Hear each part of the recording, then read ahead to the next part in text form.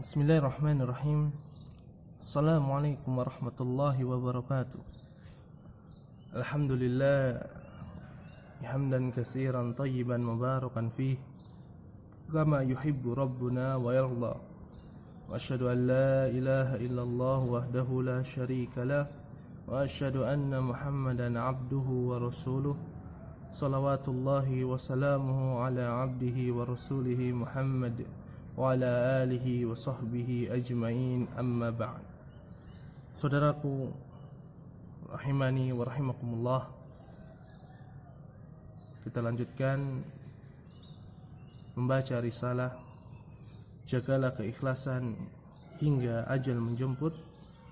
Dan kali ini kita akan sampaikan beberapa tips ya, kiat agar kita bisa ikhlas dalam beramal, tentunya dengan memohon pertolongan ya, dan rahmat Allah Azza wa Jal.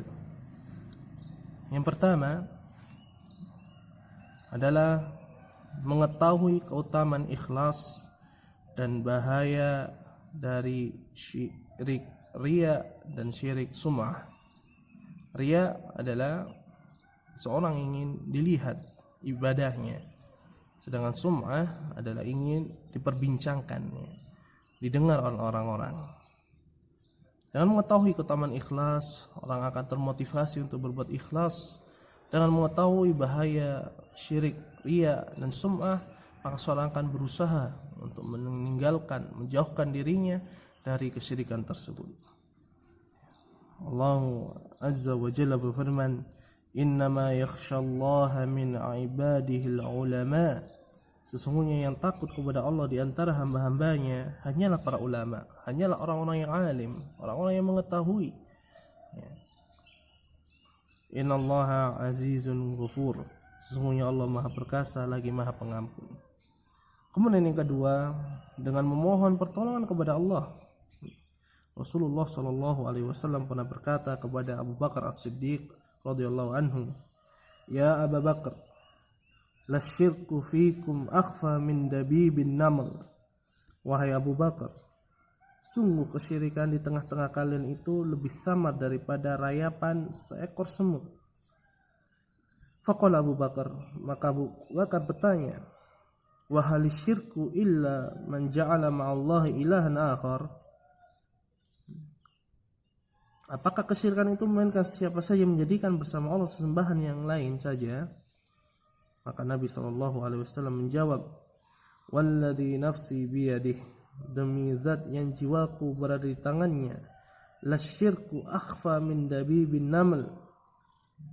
Sungguh kesyirikan itu lebih samar dari rayapan seekor semut. Ala adulluka ala syai'in idza qultahu dhahaba anka qaliluhu wa katsiruh. Maukah aku tunjukkan kepadamu, wahai Abu Bakar, sesuatu yang apabila engkau mengucapkannya, niscaya kesyirikan itu akan pergi darimu, sedikit ataupun banyak. Maka beliau mengatakan, "Qul," katakanlah wahai Abu Bakar, "Allahumma inni a'udzubika an usyrika bika wa ana a'lam." Ya Allah, sesungguhnya aku berlindung kepadamu dari menyekutukanmu sedang aku mengetahuinya. Wa astaghfiruka lima la a'lam, dan aku mohon ampunan kepadamu dari menyekutukanmu atas apa yang tidak aku ketahui. Ini adalah doa yang diajarkan Rasulullah SAW kepada Abu Bakar As-Siddiq radhiyallahu anhu. Yang ketiga, tips agar kita ikhlas dalam beramal untuk Allah, takut kepada Allah dan hari akhir. Karena takut adalah bagian dari iman. Karena takut adalah rukun dari ibadah. Allah Subhanahu wa taala berfirman, "Walladzina yu'tuna ma ataw wa qulubuhum wajilah." Dan orang-orang yang memberikan apa yang telah mereka berikan dengan hati yang takut, annahum ila rabbihim raji'un. Kenapa takut? Karena mereka tahu bahwa sesungguhnya mereka akan kembali kepada Rabb mereka. Karena memberi sesuatu tanpa ikhlas tidak akan berarti. Dia tidak akan mendapatkan balasan dari Allah di hari kiamat kelak. Bahkan Allah akan mendatangkan siksanya bagi orang-orang yang menyekutukan Allah Tabaraka wa Ta'ala. Kemudian yang keempat, tips untuk kita ikhlas adalah mengenal nama Allah yang husna, Asma'ullahil husna, dan sifatnya yang mulia, yang sempurna. Karena seorang yang ikhlas akan senantiasa takut kepada Allah serta mengagungkannya dengan dasar ilmu yang Allah berikan kepadanya tentang dirinya, tentang nama dan sifat-sifatnya. Dan sikap orang yang beriman itu adalah mencari ridha Allah. Maka tatkala dia mempelajari, dia mengetahui Allah Maha mendengar, dia tidak akan mengucapkan ucapan yang mendatangkan kemurkaan Allah. Apabila dia faham bahwasanya Allah Maha melihat, maka akan muncul rasa takut apabila dia melakukan perbuatan dosa dilihat oleh Allah Subhanahu wa taala. Allah adalah zat yang akan menghisap semua amal, akan memberikan balasan yang setimpal. Maka dia akan takut apabila dia melakukan amal jelek sehingga Allah akan membalasnya. Oleh karena itu Rasulullah sallallahu alaihi wasallam bersabda, "Manil tamasa ridha Allah bisakhatin nas kafahu Allahu mu'natan nas." Barang siapa yang mencari ridha Allah meskipun itu membuat manusia marah, membuat manusia jengkel, ya, niscaya Allah akan mencukupinya dari kebutuhan kepada manusia. Wa man iltamasa ridha'an nas bi sakhatillah waqalahu Allahu ilan nas. Dan barang siapa yang mencari ridha manusia, meskipun dia harus membuat Allah murka, niscaya Allah akan menyerahkan urusannya kepada manusia. Allah tidak akan menolongnya. Siapa yang dapat menyelesaikan perkaranya tanpa pertolongan Allah Azza wa Jalla? Tidak ada yang sanggup sekalipun. Oleh karena itu di sini Allah Subhanahu wa taala memberikan balasan yang setimpal orang yang ikhlas dengan orang yang tidak ikhlas. Yang kelima adalah dengan kita mengingat dan menyadari bahwa dunia ini fana, dan telah kita bahas tentang sifat dunia ini yang disifati oleh Allah, disifati oleh Rasulullah sallallahu alaihi wasallam. Karena orang ikhlas itu akan sangat memahami dan menyadari bahwa kehidupan dunia ini adalah fana, hancur, tidak abadi, tidak kekal. Tak lebih bernilai dari bangkai anak kambing yang cacat. Kesenangan yang menipu, kesia-siaan dan terlaknat. Dan dia yakin dengan hatinya bahwa kehidupan akhirat itu jauh lebih baik. Sebagaimana Nabi SAW kisahkan, yu'ta bi an'ami ahli dunya min ahli nari yaumal qiyamah. Pada hari kiamat kelak ada seorang penghuni neraka yang didatangkan, yang di dunia dia mendapatkan nikmat hidupnya, mendapatkan kenikmatan Allah Subhanahu wa taala, tapi dia dari kalangan ahli neraka. Wa yusbahu fin nari sabghatan. Lantas ia dicelupkan ke neraka satu kali celupan kemudian diangkat. Summa yuqal. Kemudian dikatakan kepada orang yang mendapatkan kenikmatan di dunia tapi di akhirat dicelupkan dengan satu kali celupan neraka. Ya bna Adam, hal ra'aita khairan qattu? Hai anak Adam, apakah kamu pernah melihat kebaikan? Sedikit pun, secuil pun? Maka orang itu mengatakan, afwan, dan Allah juga bertanya, hal marra bika na'imun qattu? Apakah setelah engkau dicelupkan ini pernah merasakan kenikmatan sedikit pun?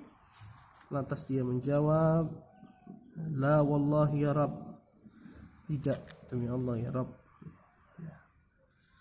Dia sudah merasakan, tapi tatkala mendapatkan siksa Allah dengan satu kali siksaan, yakni dicelupkan ke dalam neraka kemudian diangkat, kemudian rasa nikmat yang dirasakan di dunia semuanya seakan-akan dia tidak pernah dapatkan, karena betapa dahsyatnya siksaan Allah Azza wa Jalla.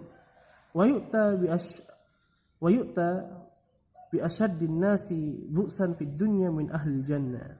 Kemudian Allah datangkan juga seorang yang paling merana hidupnya di dunia, namun dia dari kalangan ahlus surga. Wa yusbaghu sabghatan fil jannah, kemudian dia dimasukkan ke dalam surga.